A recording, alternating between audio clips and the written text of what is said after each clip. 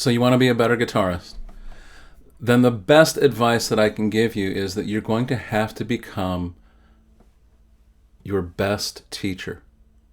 Why? Because even if you're taking lessons, weekly lessons, what are you doing in between? If you're not doing a really good job of self-evaluating what the techniques that you're working on, the music that you're working on, you could put in 15 or 20 hours worth of work between lessons and not really advance anywhere. And that would be really frustrating.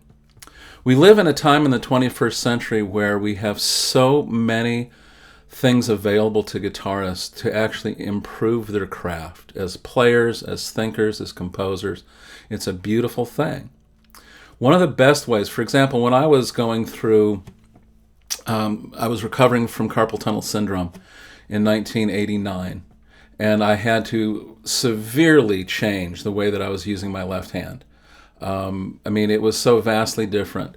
And what I did is for about 3 to 6 months is I parked myself in front of a mirror. This is 1989. Phones were phones. They weren't these walking computers with video recording suites on them.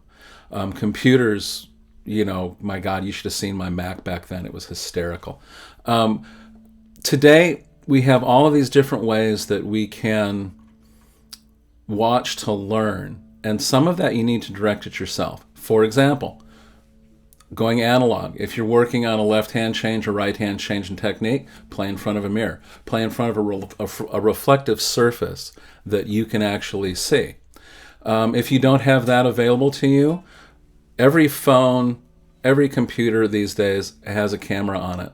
Go ahead and record a little bit of it. Don't worry about sound. This isn't a performance for you to take out and give into the world, but it is a great way for you to evaluate whether or not you're making those technique changes, those physical changes you need to make. The other thing is that, and I've noticed this, I'll give students a passage of music to play, and they work really hard trying to play from the dots, whether it's tablature or musical notation. What they don't spend any time with, though, is listening to that piece of music to hear what it actually sounds like. That's where you need to bring your ears into play, is you have to go ahead and listen. For example, there might be a chord, let me see if I can find one here, where you would hear this. You would see it written as these 4 notes all plucked at the same time, when in actuality it's a roll of some kind that might more sound like this.